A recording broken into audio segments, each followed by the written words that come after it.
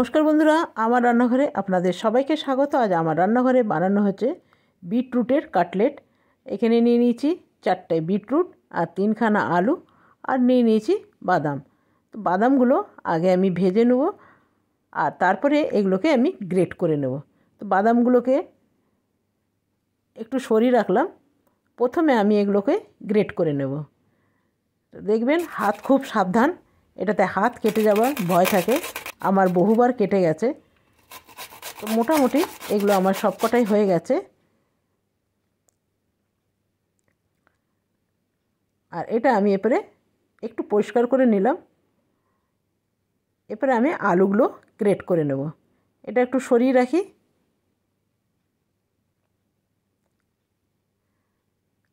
আমি আর গ্রেটারটা ধুলাম না, কেন কি আলুগুলো বিটরুটের মধ্যেই ঢালতে হবে।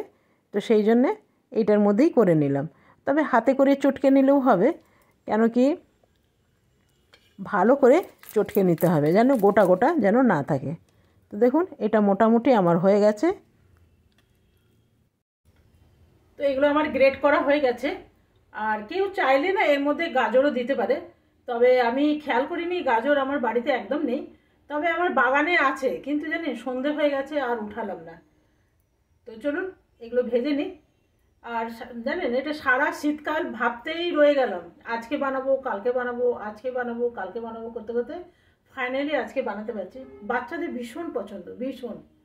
সবসময় বলে যে বিটের কাটলেট বানাতে, সময় হয় না। তো আজকে ফাইনালি বানাচ্ছি, ভাবতে ভাবতে আজকে বানিয়ে ফেললাম। তো চলুন রান্নাটা শুরু করি।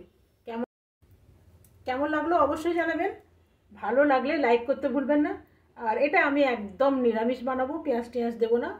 আপনারা চাইলে দিতে পারেন, ভালোই লাগে পেঁয়াজ দিলে। তো চলুন এখানে দিব একটু তেল। প্রথমে বাদামগুলো ভেজে নেব।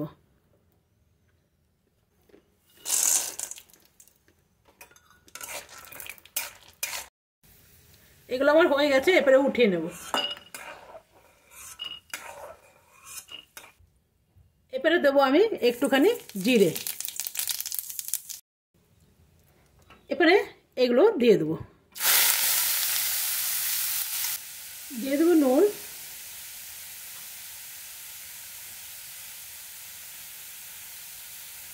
দিয়ে দেবো হলুদ, স্পাইসি করার জন্য দেবো লঙ্কা।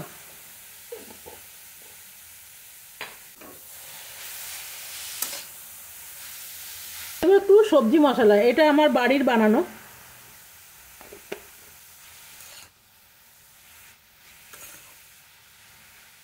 দিলাম একটু মটরশুঁটি, তবে এগুলো কাঁচা আছে, সেদ্ধ করা নয়, এর সাথেই ভালোভাবে সেদ্ধ হয়ে যাবে। এরপরে দিয়ে দেবো আলুগুলো।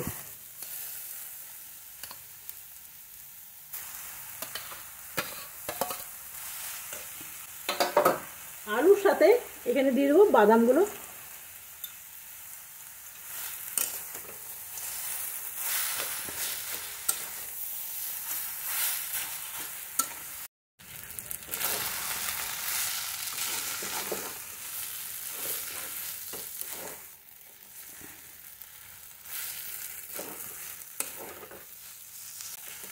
এটা আমার হয়ে গেছে, এরপরে নামিয়ে নেব।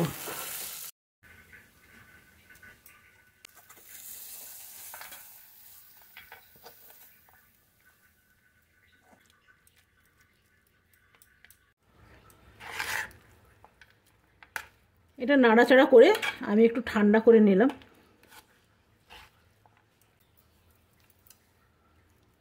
এরপরে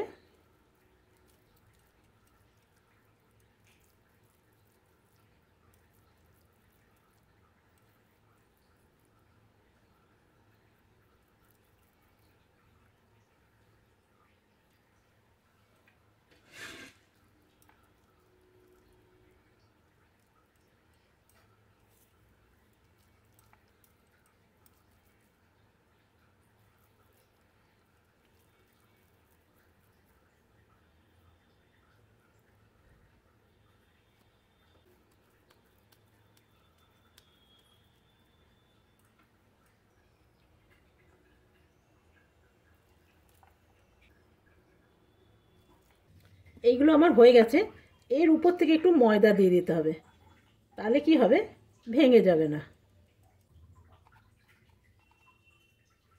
ভালো করে কোট করে নিতে হবে।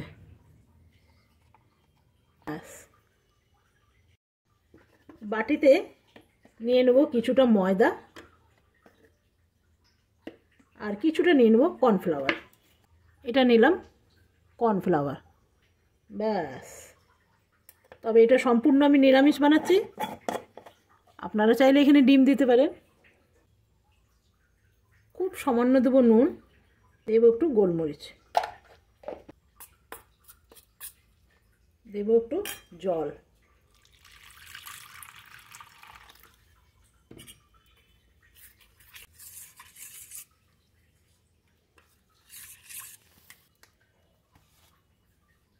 এটা সাইডে রাখলাম। আর এখানে আছে ব্রেড গ্রাম, এটা আমার বাড়ির বানানো, মধ্যে একটু ডিপ করে নেব।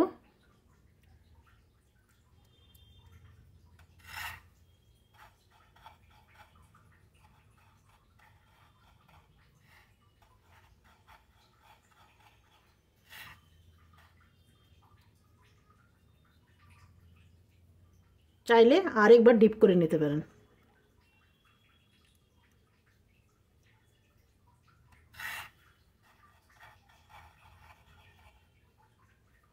সাইডে রাখলাম। আরেকটা আমি সেম প্রসেসেই বানিয়ে নেব।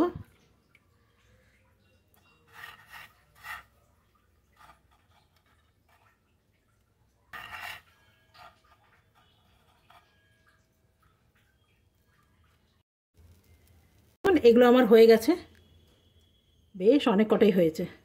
দিয়ে দেবো একটু তেল, দিয়ে দেবো তেল, ঠিক আছে, এরপরে দিয়ে দেবো।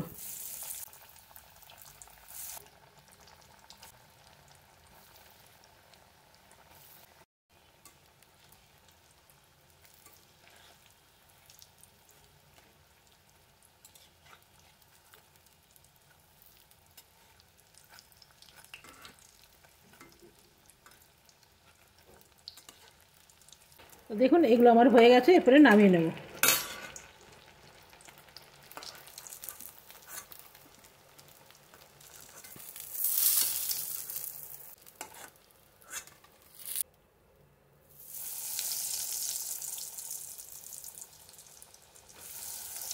এই দুটো আমার ভাজা হয়ে গেছে। দেখুন আমার তৈরি হয়ে গেল আজকের ভেজ কাটলেট। কেমন লাগলো অবশ্যই জানাবেন। দেখুন আমার ভাজা হয়ে গেছে। আর আমি এখানে নেব একটু সিজওয়ান চাটনি, এটা দিয়ে খেতে আমার ভীষণ ভালো লাগে, তাই আর চাটনি বানালাম না।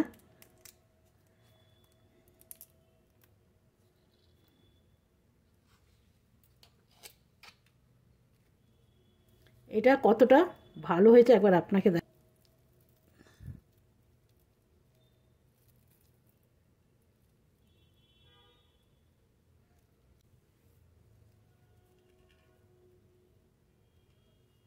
কেমন লাগলো একটা খেয়ে জানাই।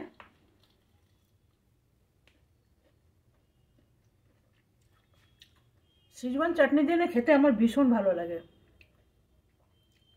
এটা দিয়ে মাংসও খুব ভালো হয় জানেন, মুরগি মাংস বেশি করি। তো চলুন, আজকে আমার রেসিপি কেমন লাগলো অবশ্যই জানাবেন। সাথে বানিয়ে নিয়েছি একটুখানি চা। চা ছাড়া এসব মানায় বলুন? চা তো লাগবে, বিকেলবেলা স্ন্যাক্স হচ্ছে, চা লাগবে না? তো চলুন, চা বানিয়ে নিয়েছি, এই যে দেখছেন চা। Bye bye. সকাল গরম লাগছে, জালি পুজো নিয়ে আস্তে আস্তে উঠানো গেছে।